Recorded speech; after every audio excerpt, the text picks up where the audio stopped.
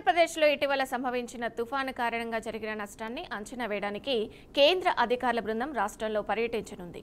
కేంద్ర హోంశాఖ సంయుక్త కార్యదర్శి వాసవి బసు నేతృత్వంలోని 8 మంది సభ్యులు బృందం ఈ నెల 10, 11 తేదీలో తుఫాను ప్రభావిత ప్రాంతాల్లో పర్యటించి క్షేత్రస్థాయిలో పరిస్థితిని సమీక్షించనుంది. ఇక పర్యటనలో భాగంగా కేంద్ర బృందం 2 టీములుగా విడిపోయి 6 జిల్లాల్లో నష్టాన్ని అంచనా వేసింది.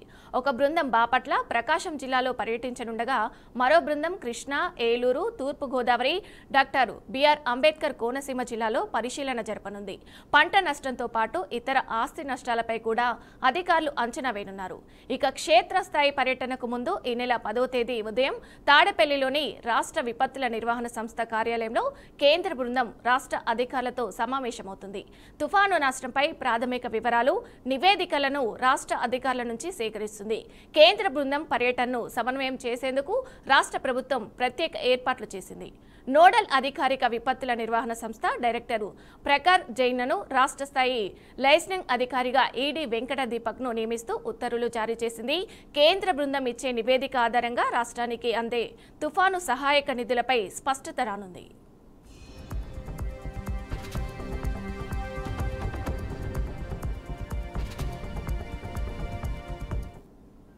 ఇక ఇదే అంశానికి సంబంధించి పూర్తి సమాచారం ఏపీ బ్యూరో చీఫ్ ఈశ్వర్ అందిస్తారు. ఈశ్వర్, చెప్పండి, ఈ అంశానికి సంబంధించి పూర్తి డీటెయిల్స్ ఏంటి? ఏపీలో తుఫాను కారణంగా పెద్ద ఎత్తున నష్టం వాటిల్లింది. ఒక పక్క రైతులు తీవ్రంగా నష్టపోయిన నేపథ్యంలో అసలు తుఫాను ప్రభావితం ప్రాంతాల్లో పరిస్థితి ఎలా ఉంది, ఎంత మేర నష్టపోయారు అనే దాని మీద ఈ నెల 10, 11 తేదీల్లో వరద ప్రభావిత ప్రాంతాల్లో ఈ కేంద్రం సంబంధించినటువంటి బృందం పర్యటించబోతుంది. దీనికి సంబంధించి రాష్ట్ర ప్రభుత్వం అన్ని ఏర్పాట్లు చేసింది.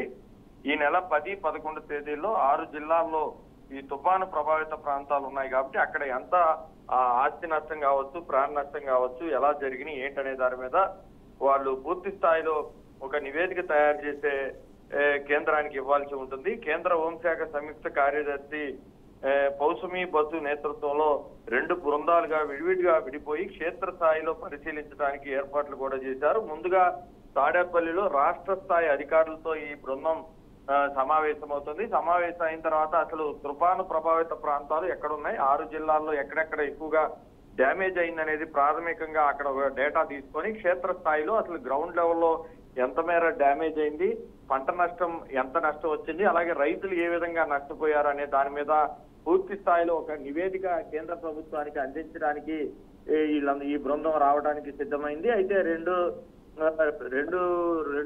బృందాలుగా విడిపోయిన తర్వాత 2 చోట్ల అటు 6 జిల్లాల్లో 3 జిల్లాలో ఒక బృందం, 3 జిల్లాలో ఒక బృందంగా మారి క్షేత్రస్థాయిలో ఎంత డ్యామేజ్ జరిగింది, తుఫాను ప్రభావిత ప్రాంతాల్లో పరిస్థితి ఎలా ఉంది, అక్కడ రైతులు ఏ విధంగా నష్టపోయారు అనే దాని మీద ఒక నివేదిక తయారు చేసి కేంద్ర ప్రభుత్వానికి ఇవ్వడానికి ఈ బృందం క్షేత్రస్థాయిలో పర్యటిస్తుందనేది మన దగ్గర ఉన్నటువంటి సమాచారం. అంటే ఈశ్వర్, ఏం బేస్ చేసుకొని రైతులను ఆదుకునే అవకాశాలు ఉన్నాయంటారు? అంటే ఒక ఎకరానికి ఎంత నష్టం జరిగిందనేది ఎలా తెలుస్తుంది అసలు? అంటే ఇవి బేస్ చేసుకొని ఎలాంటి విషయాలు పరిగణలోకి తీసుకొని ఉన్నారు అసలు?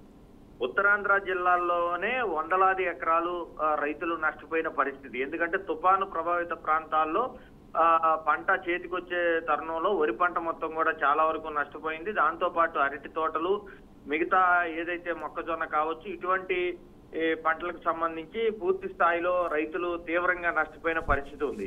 ఈ నేపథ్యంలోనే రాష్ట్ర వ్యాప్తంగా వందలాది ఎకరాలు నీట మునిగిన పరిస్థితి ఉంది. అయితే ఇది మొత్తం కూడా గ్రౌండ్ లెవెల్లో ఎలా ఉంది ఏంటనే దాని మీద లోతైన నివేదిక తయారు చేసి కేంద్ర రాష్ట్ర ప్రభుత్వాలు సంయుక్తంగా ఒక డేటాను తీసుకున్న తర్వాత కేంద్రానికి కూడా ఈ బృందం, కేంద్రం నుంచి వచ్చినటువంటి బృందం ఒక నివేదిక కేంద్ర ప్రభుత్వానికి ఇచ్చే అవకాశం ఉంది. ఆ తర్వాత రైతులకు ఏ విధమైన ప్రకటన చేయాలి, ఏ విధంగా వాళ్ళని ఆదుకోవాలి, ఈ తుఫాను ప్రభావిత ప్రాంతాల్లో ఎంత మేర నష్టం జరిగిందనేది క్లియర్ రిపోర్ట్ ఒకటి కేంద్ర ప్రభుత్వానికి ఈ బృందాలు ఇచ్చే అవకాశం అయితే కనిపిస్తుంది. అయితే ఈశ్వర్, పంట నష్టంతో పాటు ఆస్తి నష్టం కూడా పరిగణలోకి తీసుకొని ఉన్నారా? ఖచ్చితంగా ఆ పంట నష్టం ఎంత మేర జరిగింది, ఆస్తి నష్టం ఎంత జరిగింది, ప్రాణ నష్టం ఎంత జరిగింది, టోటల్ ఓవరాల్ రిపోర్ట్ వచ్చే అవకాశం ఉంది. మత్స్యకార గ్రామాల్లో మత్స్యకారులు ఏ విధంగా నష్టపోయారు, అలాగే సముద్ర తీర ప్రాంతంలో చాలా వరకు మత్స్యకార కుటుంబానికి సంబంధించినటువంటి బోట్లు కూడా పాడైపోయిన నేపథ్యంలో వాటికి సంబంధించిన డేటా కూడా సేకరిస్తారు. గంగనే నమ్ముకొని సముద్రాన్ని నమ్ముకున్నటువంటి మత్స్యకార కుటుంబాలు కూడా చాలా వరకు రోడ్డు మీద పడిన పరిస్థితి ఉంది.